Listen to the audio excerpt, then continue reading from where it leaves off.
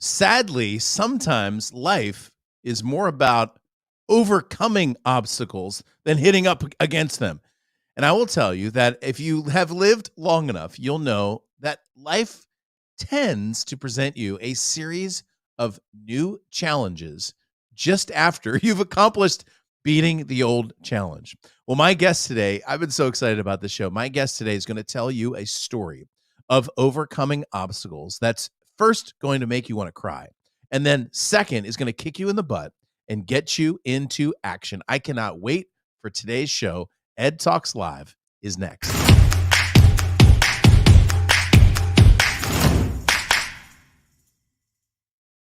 Yo, what's up, party people? My name is Ed Rush, 5-time #1 best-selling author, your host for the most positive place on the planet for insanely implementable ideas. Today, I'm going to be talking to my friend, Todd Duitsman. The topic for today is overcome everything. So let me just look you in the eye and say, if you've got like something ready for the new year, I'm talking like you're finally going to throw off that 10 pounds. You know what you're going to do? You're going to finally grow your business. You're going to get new leads and customers. You're going to grow your business to $500,000 or $1 million a year or past. You're going to finally hire those new team members or fire those old team members. Whatever it is that's challenging you right now, our goal today is to push you past that obstacle so that you can achieve anything you want in the next 12 months. And let me just tell you, the next 12 months is critical for you to build the kind of business you want, to create the kind of income you want, to have the kind of impact that you want, and to live the kind of lifestyle that you want as well. My guest, Todd Duitsman, is coming on in just a second. Before we do that, let me just tell you, especially for those of you who may be new to the show, on the right-hand side on YouTube is a chat box feature. Please go in there, type your name, and tell us where you're from. You're welcome also to tell us what you do. If you're on Facebook, which many of you are watching on Facebook right now, that box is right below you. Before I bring on my guest, let me just tell you that next week, so first of all, we're off on Thursday. I don't know if you know this or not, but this Thursday is Christmas Eve. If you're watching this on a replay, we're recording this the week of Christmas. The stars are in the sky. We had an astronomical observance last night when Jupiter and Saturn passed each other. The stars are in the sky, and Christmas Eve is Thursday, and I have no intention of doing a live show on Christmas Eve. You ought to be with your family, even if it's on Zoom. Okay, but next week, next Tuesday, the week of New Year's, we're going to do a year in review. We're going to walk back through the year and show you some of the best things that happen, some of the worst things that happen. We're going to bring it all together in the most positive place on the planet for insanely implementable ideas. Welcome, John Hailey, my man. He said, if you live long enough, life will trash your treasures, so be careful. That's actually a really good, that's a really good quote. Good morning, Diana. Good to see you as well. In the most positive place on the planet for insanely implementable ideas. Those of you who remember 2 shows ago, I introduced John, who was a mentor of mine. Well, I guess I shouldn't be surprised that in a show where I'm teaching overcoming obstacles, my computer just decides to. All right. So without any further ado, hello, Todd Duitsman. Welcome to the show. How are you, my friend? Great. Ed, thank you so much for having me. Super excited about it. I'm going to tell you all back behind the scenes story. When we were getting ready for the show, I spent about at least 10 minutes with my guests before the show. And I said, all right, Todd, I said, if I die, if my computer or internet dies, just take it. You just take the show. And then you remember what I said? I said, but don't worry. I've done 109 episodes and no problems at all. It hasn't happened yet. All right. So, oh man. All right. So welcome back. It's a blessing to have a computer that's working. So we're going to get cranking back into the show. Thank you. I noticed according to the show log that y'all stayed. So thank you for sticking with me during our technological challenges. I promise another 109 episodes with no problems. I can't make that promise. But Todd, welcome to the show. Let's get into your story, dude. We were talking offline about your awesome story. So start there and take us into your great story, and then we're gonna get into a conversation after that. You bet. Ed, first of all, thank you so much for allowing me to come on your show. It's you are something else. You are a machine, and I just was reviewing the books that you've written and your life path, and you kick some serious tail. So thank you so much. I really appreciate that. Yeah. And thank you for serving in our military. it's a huge deal, big issue. And I'm super grateful for you to do that. And I don't take that lightly. Thank you so much. You're the best, dude. Thank you for You saying bet. that. You And bet. I'm gonna take some more lessons on technology right after the show, so we'll improve even There we those go. areas as well. Well, So real talk to me, quick, man. Take me back to well, I think the story goes way back before this, but take me back just before 2014, and we'll kind of move forward from there. well, what happened is, I'd gotten into real estate right at the end of 2009, 2010. And so just because the market had crashed. And so what happened is, um, uh, got in right at the end. I was doing some different things to make ends meet and got into real estate right at the beginning of 2010 and started selling real estate. And it probably took me 2 or 3 years. I'm with Keller Williams Real Estate right here in Marysville, Washington. And it took me 2 or 3 years because I'm so hard headed and I want to do everything my way. And so I just kind of kept doing Todd's way, the construction world. That's what I'd grown up with. And they had to take off some rough edges off of me to get me to dealing with people much better than probably I was used to. And so anyhow, I started kicking some tail 2011, 12, 13. I was really hitting a rhythm of, boy, you got to be on the phone, 2 or 3 hours a day, making your contacts. My whole goal at that point in time was I wanted to make $250,000 a year. And I knew I'd finally figured out through their patterns and systems what you needed to do was really was 20 contacts a day. And that takes, 30, 40 phone calls and then some door knocking or whatever to clean that up. And so I'd finally hit my rhythm of 2013 getting into that. And so we'd gone over to Maui in 2012 for my son Tyler's graduation. And so my daughter had her graduation going on 2014. And so we and at the time in 2012, when we went over for Tyler's graduation, my son was in a neck brace. And so the reason he was in a neck brace because he had dove into a pool, caught a football, and cracked a vertebrae. And so we have pictures of him in a neck brace. I said, son, you got to be super careful because God gives you one body and you have to take care of it. That spinal cord is so important, and God creates us so delicate. And we think we're invincible at 18 or whatever age we are. But I remember having the conversation with him, Ed. What would be the worst thing ever would be to what? Yeah. Be paralyzed and in a wheelchair. So we head over in 2014. My daughter's graduating, Hailey, from high school. So we head over there and we drop off our bags. We're with the Palafoxes, the people we live with currently.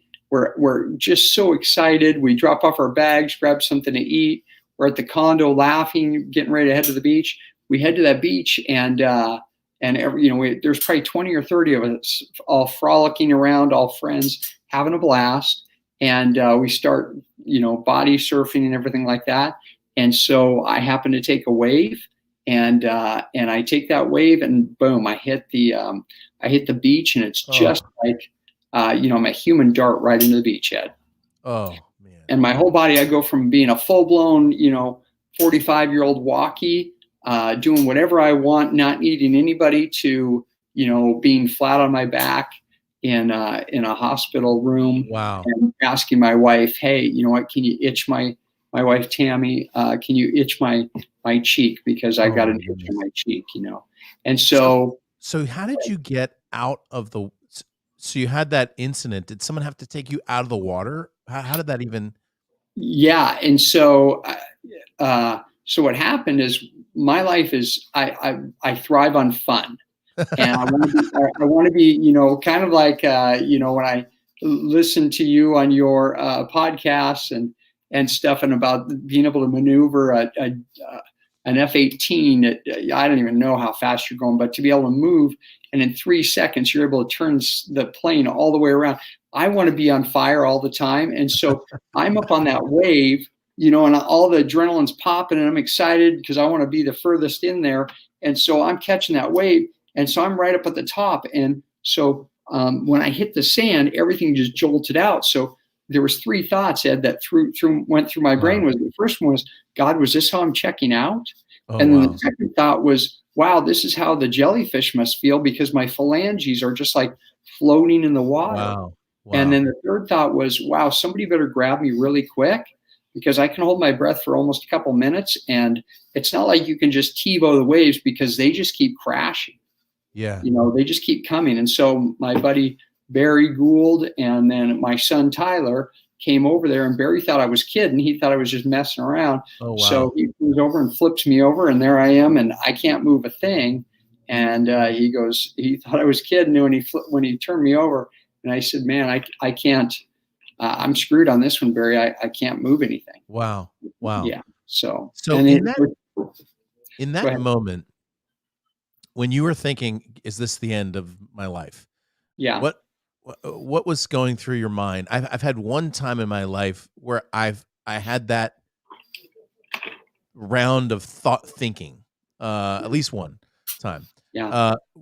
How did that process for you? What were you thinking? It's been a good life. Thank you, God, for what you've given me. Or like, I wish I had more. Or what was going through your head?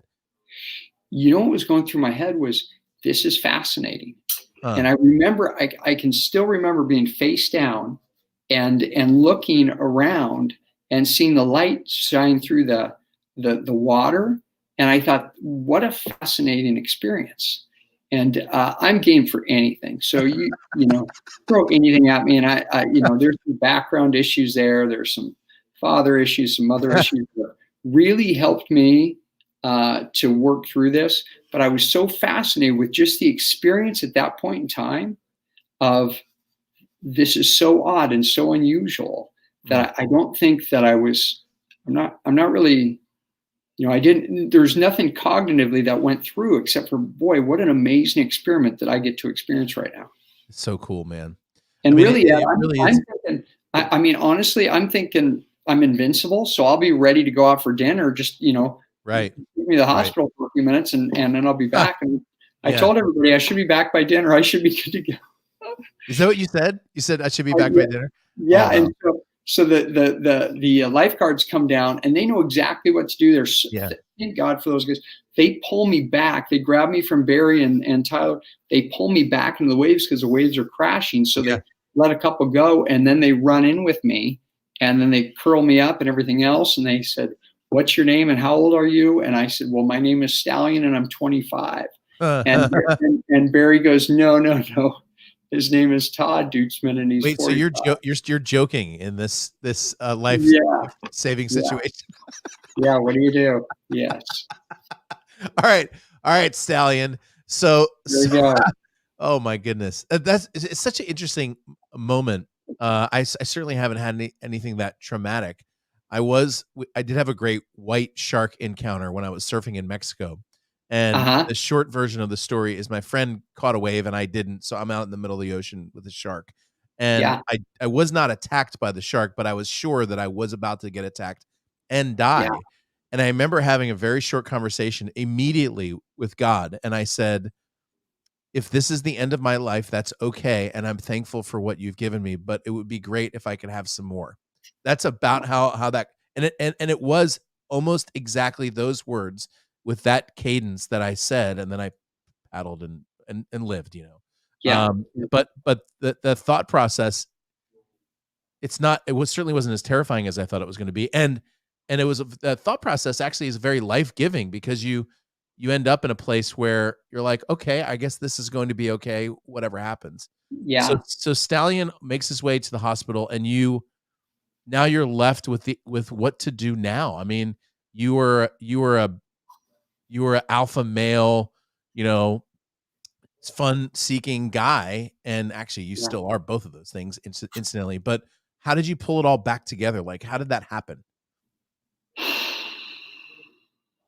My dad growing up, my dad was a big proponent of, he was raised in the Midwest, and 14 brothers and sisters. And he was, he goes, he was a big proponent of hard work, honesty, do the right thing. And he said, you know what, make a game out of everything. And that was his big deal, is make a game out of everything. And unfortunately, I've done that in my marriage a little bit too often, probably. And maybe that wasn't the best advice for the marriage situation, But he said, make a game out of everything. And he said, you know what? You can always handle everything 30 minutes. You can always handle everything 30 minutes. So 30 more minutes. Dad's, you can make it through 30 more minutes. I like that. So Dad's rule was you can handle anything for 30 more minutes. Yeah. So that's how you're that's the game from there on. Is that the idea? You know what? The game for me is how do you keep your mind right all the time? How do you make a game out of, I mean, boy, Ed, when the people would come into the hospital room, you know, obviously I love Jesus Christ, and I certainly don't want to shove that down anybody's throat. And yet when something like this happens to you, and it will, or it'll happen to somebody close to you, you better make sure that you're shackled to a rock. Because otherwise it's so easy to go down a really black hole of despair. And so this is all part of the journey in my perspective. And I always win. I was talking with George about this, I don't know, probably a month ago. I always win. Even in this situation, Ed, you get one shot of life, you know, as a walkie. Well, yeah. I've gotten two. I had 45 years of being an unbelievable physical, healthy walkie. And now I've had the last 6 years as a roller. And I get two different perspectives of life. I win. You only get one. Wow. Yeah.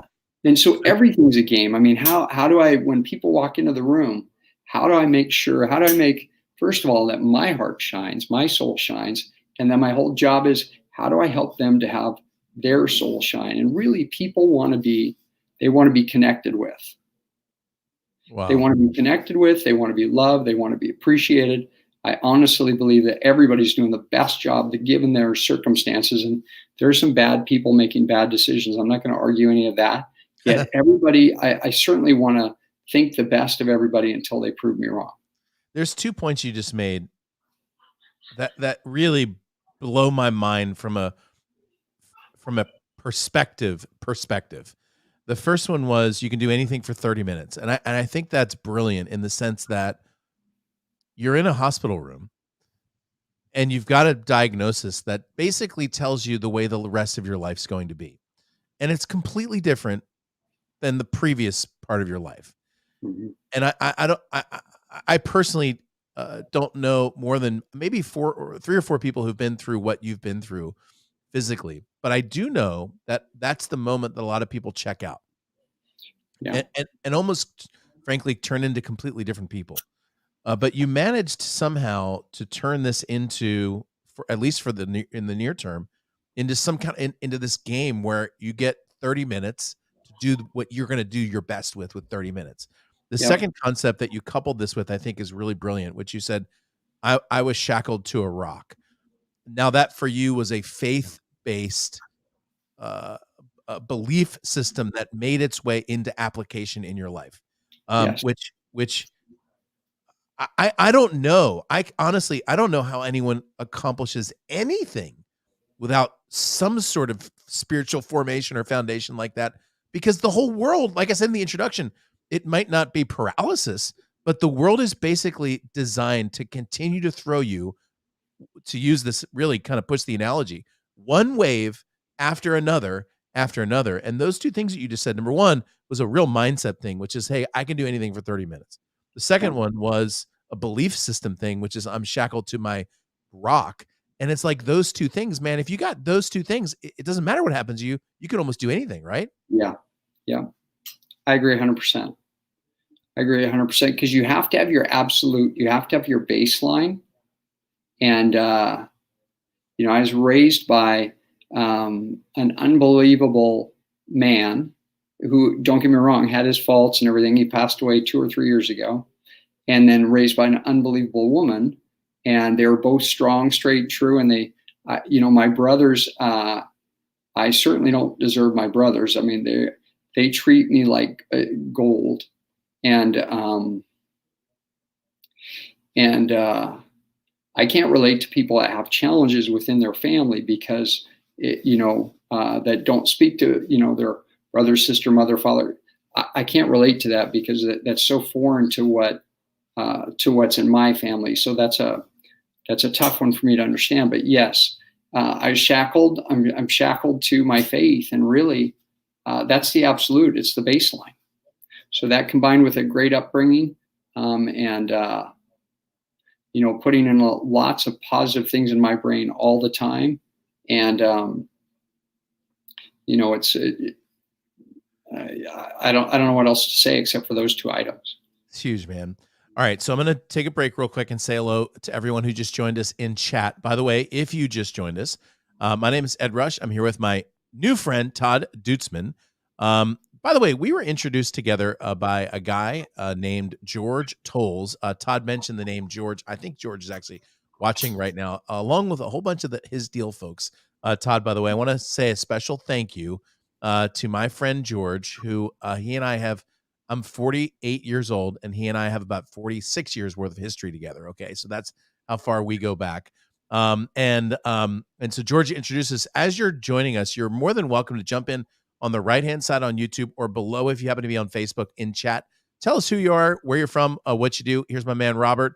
What's up, my friend? Good to see you as well. John says, blessings don't come to pass, problems come to pass. Diana says, wonderful Christmas message. Have a frolicking, fun-filled life, overcoming the rough waves, holding on to faith, doing anything for 30 or more minutes. I think that is so great. And I want to get to the business part now because the story doesn't end there. And I think you probably guessed that as Todd came onto the show. It's not like, this horrible thing happened and now there it is. Somehow you, sir, managed to get back into business. All right. So look, if anybody could have made excuses as to why he wasn't going to get some deals done, it was going to be Todd. But you didn't make any excuses. You played hard for 30 minutes and then another 30 minutes and another 30 minutes, and you shackled yourself to a rock. And then you decided that you're going to get back into business. So how did that happen? How did you transition back into the business world, into the real estate world, with the success that you're having now? Well, a couple things went on. So I finally had hit and understood the system. My goal was to make $250,000 a year in real estate. So that was my goal. And I felt like I was kind of on the path to do that. After, it'd take me, again, unfortunately, I'm hard-headed and I have to do things my own way. But after I understood paths and patterns and just do what the people tell you to do and practice, and Keller Williams has a great model for that. So I finally was on the path to do that.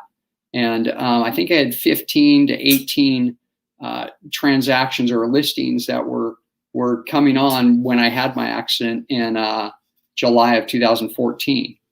And so, the whole accident happened. And so that kind of carried me through, and I got kind of stumbled through the next couple of years. And it takes a couple, 2-3 years to figure out how,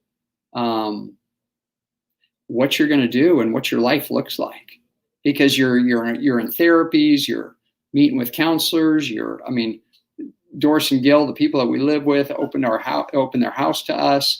And we're just like, I have people coming and going all the time. And that's a whole nother story right there. Yet, they open their house to us. I got people coming and going and trying to figure out, I'm thinking I'm going to get better. I'm going to bounce right back and I'm going to be playing basketball again within a couple of years, because that's how my mindset is. Hey, I'll be just as good as new. In fact, my jump shot might be better because I'll, start from ground zero on that again. And so these people are coming and so I'm there doing all these, all the stuff, and they didn't really have time for work. And then it was, I'm kind of laying there wetting on myself a little bit too, because you're just like, I can't do the things. I can't go through all the files and I can't write notes. And then I would find excuses in not being able to do that. And then about 2 years ago, my daughter, Hailey, who had gotten her real estate license, she'd finished up her what do you call that? Her education at the UW.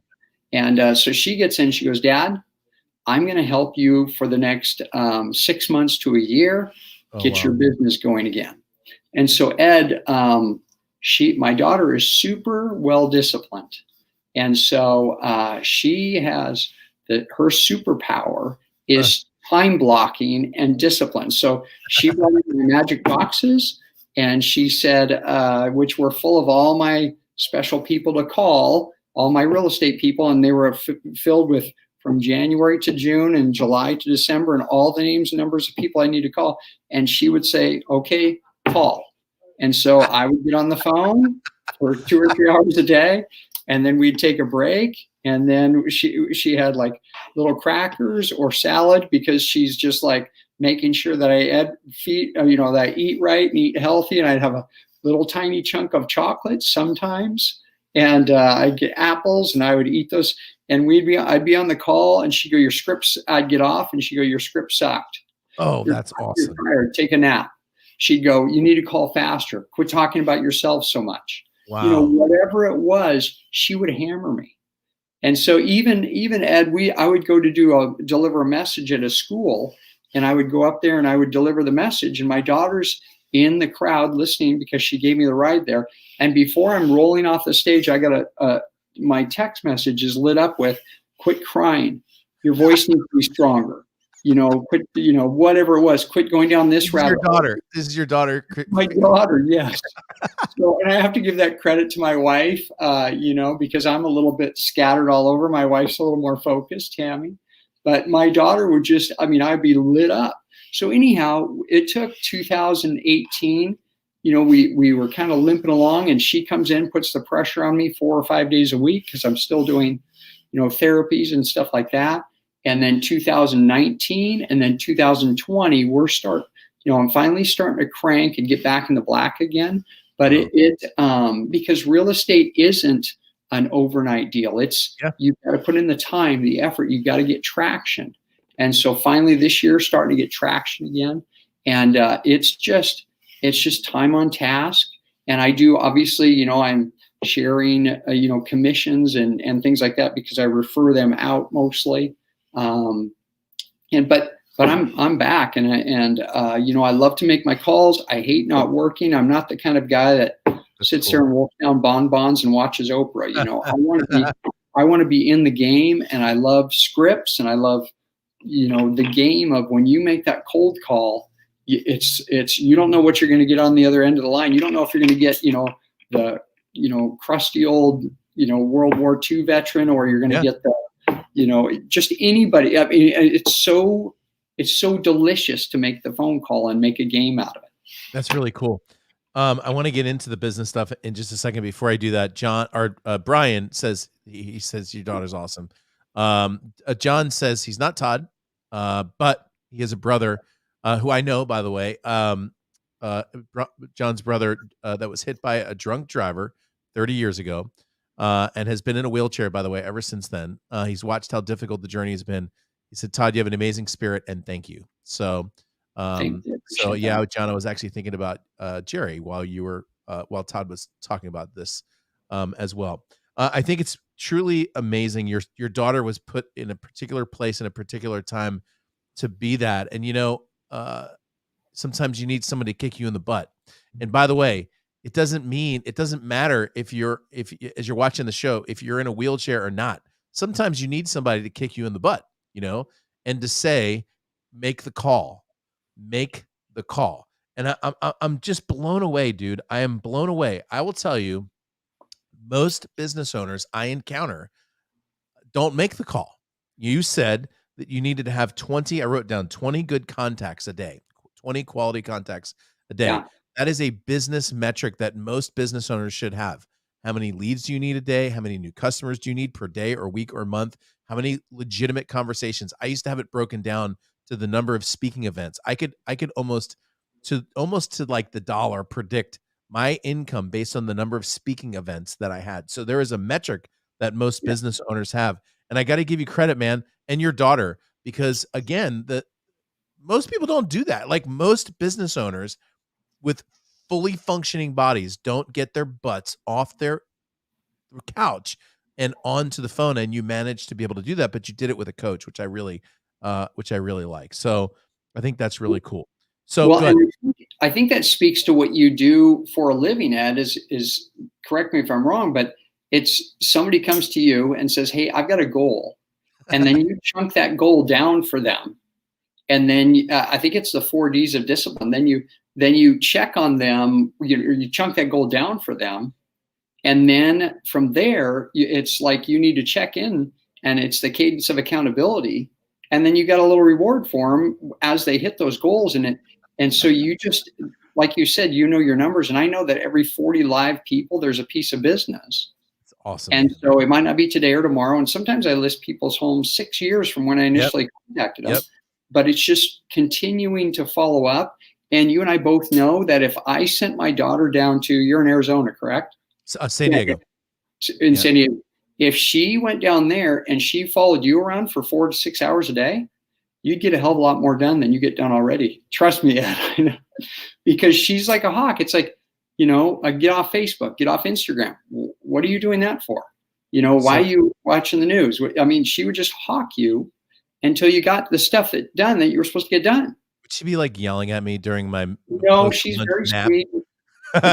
It's even worse because she's got, she's a cute little thing and just, super pleasant. It's just, What are you taking a nap for, Ed?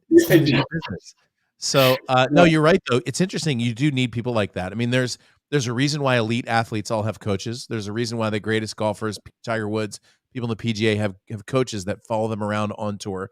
There's a reason why the greatest singers in the world have people that stand right next to them to help them with their voices. And interesting, it's interesting too. A lot of times the person standing there coaching has not even achieved anywhere close of what the person who's on the stage or on the field has achieved, but they do have the ability to get behind them and kick their butt. Some of my favorite responses from my coaching members. I had a woman who was a Japanese woman. She used to go speak at events in Japan, and I encouraged her to sell this program. She didn't want to sell because she was afraid people would make fun of her. But she said as she was walking on stage, she goes, "I didn't want Ed to be mad at me, so I did it." And when she did it, she made $20,000 in a single talk. And I thought, well, I wasn't going to be mad at her, but she thought I was going to be mad at her. So that actually kind of, that kind of accountability really kind of works. So as you're watching this, it does actually help. And by the way, what a blessing that it's a member of your family. Normally that doesn't work out very well. Normally there's too much if you got your son sitting next to you, there's this, but it just, you managed to get like the perfect chemistry in a personality that's much different than yours, as you said, because your wife, and you kind of run together like that. I think it's beautiful. It's such a beautiful story. Yeah, it's really interesting because, obviously all of your children and my children have each and every, God gives them a special gift. And I know that you've spoken about this before. God gives them a special gift. And really our job is to try to expose them to so many different things or encourage them. And obviously they have to do whatever they're going to do, but encourage them to do it because God gave them a gift to do something. It's just, you have to help that person find that and then light them on fire and let them run. And encourage them and help them along the way. And, if they ask, it's not such a good thing for me to be an accountability partner for my kids because really that's best left for somebody else. I want to be, I don't want to be hounding them all the time. I want to be their dad and, not the hounding, accountability coach. But for some reason it clicked really well with my daughter to, Dad, eat this, not that. So, and I'm super vain anyhow. I don't want to get heavy set, but it fit perfect because, I'm like, are you kidding me? I get 5 crackers with 5 little pieces of cheese and 5 little pieces of meat and half an apple and a little chocolate square. That's it, Was she like, if you did the 20 calls, I'll give you the chocolate, but if you don't do the 20 calls, is that the kind of way that works? No, it was pretty consistent. And but life is so funny. Dude, you are such an inspiration. By the way, some good comments. Diana says, "Thanks, Coach." Oh, she was talking to me. You have great scripts and continually encourage us. And this is my man, George. So I knew you were out there someplace.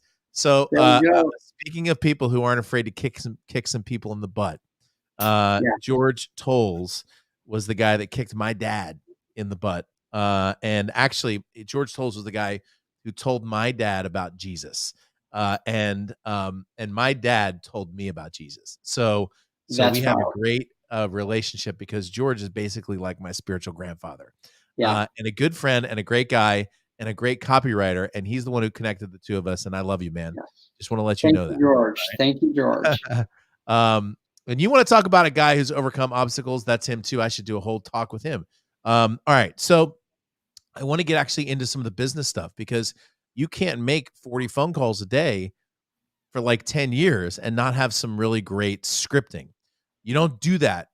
You don't just, for those of you who aren't in the sales business, you don't get on the phone and just make stuff up. Okay. You have a way of doing things. And if it doesn't work, you try something new. And if that doesn't work, you try something new. And then when it does work, you get better at that and refine that. So let's talk about some of the things that you do on the phone. I'd love to find out more about, like, some of the people you call is just kind of out of the blue, right? And some of the people you call, you're following up with people maybe you talked to a year ago. So how do you do that well? I mean, that's a hard thing to do nowadays, to like start a conversation, or to try to push a conversation forward. What have you got up your sleeve in terms of the scripts? Let's do it. Let's do it. So I'm going to show you the good, better, and best agent. Okay. Okay. All right, cool. So this is real estate perspective. You can do it with anything, but Ed, let's say that you are just a guy that had a house in the market and decided to rent it out. Okay. Okay. Got it. All right. Ring, ring, ring. Hello. Hey, Ed, this is Todd with Keller Williams Realty. How are you doing? Super busy. I'm super busy. I totally get it. I don't want to take too much of your time. It looks like you had a place 123 on Main Street on the market last year. Tell me a little bit about what happened there. We just didn't get any offers at the price that we wanted. Yeah. So what'd you end up doing? Did you rent it out? No, it's off the market, but we're looking at maybe just potentially renting it out. Yeah. Okay, perfect. So you're going to rent it out. Awesome. Okay. Was there anything I can do to help you with the rental? Well, the biggest thing we're trying to do is figure out how much to put it up for. Got it. Well, I'll get a contact to you and shoot it through. So first of all, boom, the good agent makes the call, because most agents won't ever make a phone call. The good agent makes the phone call. Okay. So now here, let's run a little bit further. Hey, Ed, so you're going to rent it out. Okay. So let me get you some contact information. Let me be a resource for you. I'll text over Joseph's information. He's my property management guy. I'll connect the two of you. Okay. Yep. Yeah. Okay. Sounds good. And then I'll put you on my calendar to check in with you in 3 or 4 months. Is that okay? Yes, that's cool. Okay. So you tell them that you're going to call them again. Yep. I'm always going to follow up. I'm telling them what I'm going to do. So that's the better agent, right? That's the better one. All right. Yeah, so the good one makes the call. The better one establishes a little bit of a foothold and is a resource for them, right? Yes. Okay. Right. And we go like this. Now you have the best. Now we have the best. So, Ed, so it looks like, yep, I'll connect you with Joseph.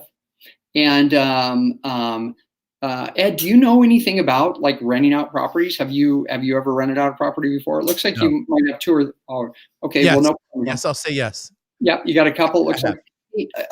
And are you open to purchasing more properties, Ed? Well, I mean, if it's the right deal, yeah, of course. I don't know what's going to happen with the market over the next couple of years, but yeah, I mean, if it's a good deal, of course. Awesome. Why don't we get together at the coffee shop at Starbucks, or you can swing by my office, make sure we're totally COVID safe, or we can do a Zoom call. I'd love to do is get you some other properties. I'll crunch the numbers down on them and then present them to you so that you can take a look at them and see if something else that you might want to purchase. I like that. We went from the good agent makes the call, right? The better agent gets a foothold. Yep. And is a resource. And the best agent, because really, I'm not going to, whatever you want to do, whatever's best for Ed, you want to rent it out, great. If you want to sell it, great. Whatever you want to do. But now I want to get that FaceTime. I want to be meeting with Ed or have, landscape with Ed or whoever it is. I want to get that FaceTime with Ed. And really, I'm going at your speed. I'm not sitting here trying to bang your head against the wall saying, oh, you got to sell, you got to get whatever Ed wants to do. First of all, I want to set the appointment. Second of all, I want to, strengthen the relationship. And third, I want to ask for a referral at the end. I like that. You haven't gotten to that referral part. Here's something I think this is really good. Is there anybody else, Ed, that that might be interested in buying some, investment property? Because you and I both know, Ed, most people work from 9 to 5 and work for a living. Yeah. But if they are able to purchase something and make money while they're sleeping, that's when the people get wealthy, because they're able to build wealth without having to actually physically go out. That makes sense, right, Ed? I love this idea. So I'm gonna pause right in the middle of the scripts and just say this is actually brilliant. So first of all, so there's a story. I'll do this story quickly. There's a story of an old encyclopedia salesman who was asked by the sales manager to take the young, new encyclopedia salesman on the road with him. So the first house they walk into, there are no encyclopedias anywhere to be found. And the young encyclopedia salesman says, "Man, this is great. They don't have any encyclopedias. We're going to sell a ton." And the old guy says, "Forget this house. Let's go to the next one." And they go to the next house, and the whole wall, bookcases are covered with encyclopedias. And the young guy says, "Oh man, we're too late. They already have all the encyclopedias." And the old guy says, "Just watch." And he goes in and sells 7 new sets of encyclopedias because the principle is a buyer is a buyer is a buyer. The idea that you have here, if a person has a property that's up for rental, they're more likely to put another property up on rental. The step someone makes to get a investment property and rent it is a 10 times bigger step than to get the second property and rent it. Because you're like, all those questions, the things you didn't know are now answered. All the insurance stuff and how do I list it and like how much do I pay my property manager? All those things are answered. Now you're certain in the marketplace. So I like what you did, because if you've got somebody who already does that, they're more likely to do that. The second reason I think this is brilliant, I'm just breaking this down, is if somebody, let's say somebody's interested in buying investment property. Well, one of the most difficult things about being a real estate agent is finding buyers. Not necessarily people who want to sell their home, but someone who wants to buy it. And if Todd, which he's developed through this process, has a list of maybe 100 or 200 people who said, "Yeah, I'm interested. If the price is right." Now he's got his own list of buyers, which means he's actually bringing an asset to the transaction instead of just being transactional. The third thing, I'm just breaking down your scripts. I like this. I'd love to get together. What's best for you? Do you want to meet for coffee, or do you want to come into the office? It's not, do you want to meet? Yes or no. It's, where would you like to meet? Which one of those places? So those are the 3. This is really good. Really good. Keep going. You talk about referrals, I think. It's just always the same. And it really is. It's just getting FaceTime with humans and starting that relationship over and over and over and again. It doesn't change real estate. I mean, I've never sold copiers or, a bunch of different things or cars or anything like that. Yet it's always the same. It's just connecting with humans, figuring out what they want, need, and how can you help their life be better. And, and then your world unfolds, because everybody's a treat. Everybody's a treasure. It's so fascinating to me. The people is I don't know. It's just like the box of chocolates, you pop it open and what's inside. And then all of a sudden, you're talking to somebody new, and it's just, life is so special. So there are a few people in my life. This is why I really like this idea towards this relational and more long-term approach towards sales. Yeah. Because the average salesperson acts like a pirate, and a pirate comes in and, slashes and rapes and pillages and leaves. And most business owners act like that. But what a farmer or a rancher would do is you would come in and cultivate over years, and eventually you would see this return over and over and over again. And a good rancher keeps buying new property and keeps adding value. And next thing you know, you're the mayor of the town, Yeah. And everyone loves you because you've brought so much value. And I tell my clients, I say, look, I can teach you 2 ways. I can teach you the pirate way if you want to. I'm happy to show you that. I can teach you the rancher way. And I tell my clients, just so you know, the rancher method takes longer, and you're not going to get as much money now as you want, but eventually you're not going to be able to stop it. And I like how you said that. Like, for example, there's a few people in my life. George Tolles is one of them, and he knows this because I've said this to him.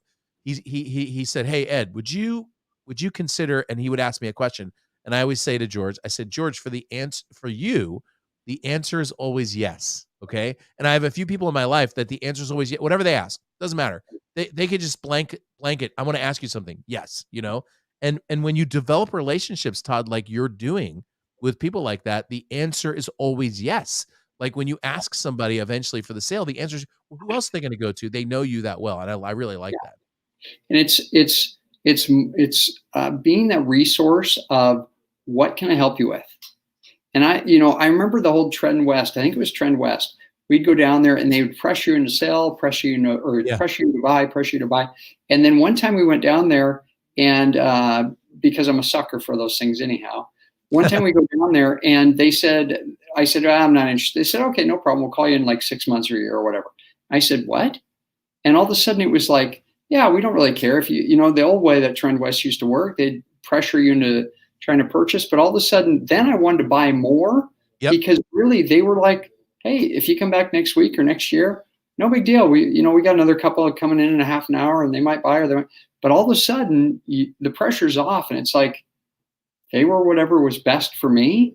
And so, why wouldn't I treat my people the same way of whatever's best for you? If you don't want to sell right now, I'm not going to throw some canned script at you to try to force you into selling. Let me expose everything that's good about selling right now. And then also maybe you just want to hold on to it and rent it out because you can build some Yeah. wealth.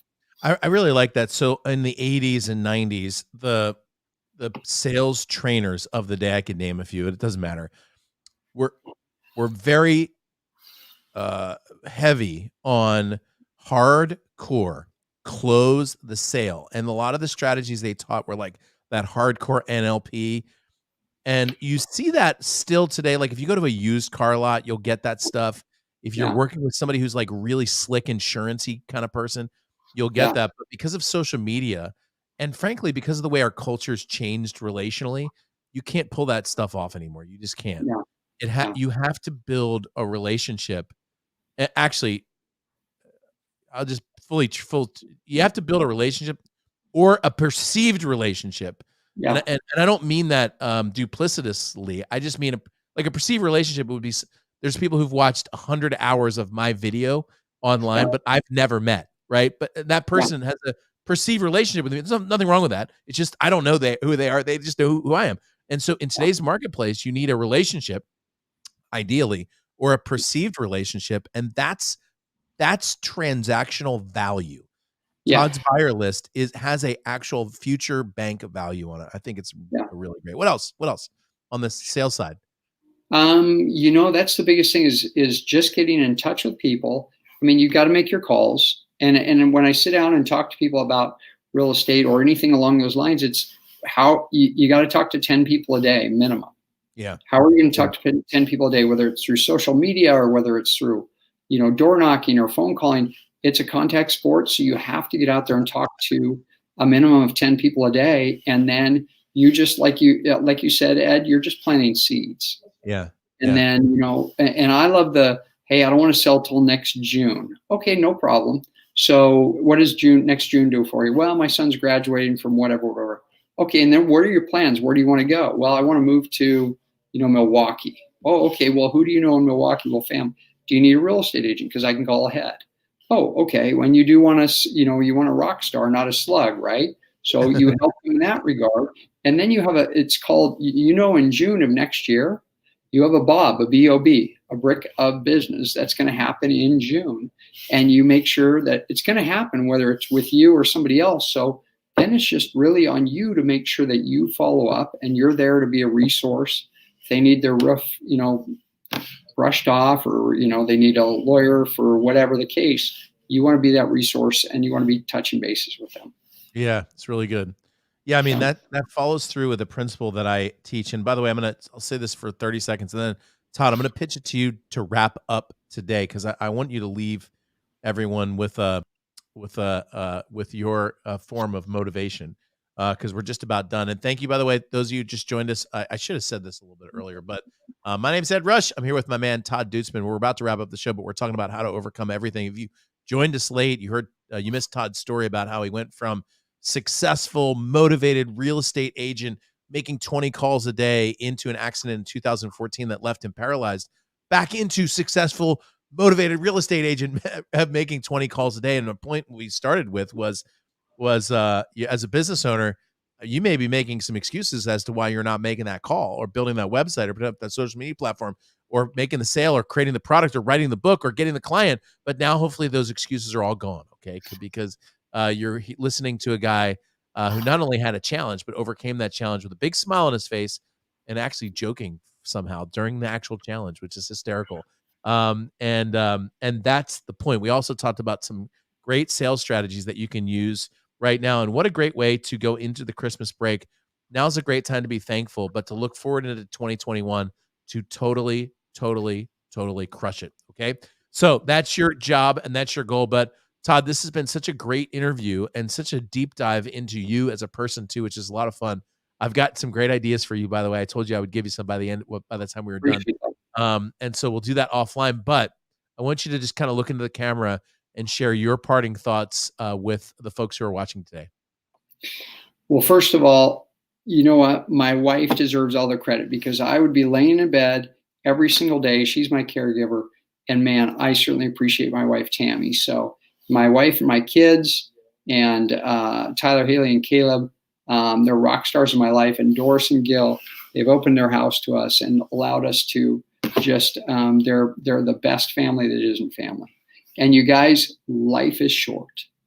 You get 80 freaking years. If you're past 80, that's the bonus round. Boy, living up. But you have 80 years. And your job, Matthew 22, 37 through 40, I just think this all the time.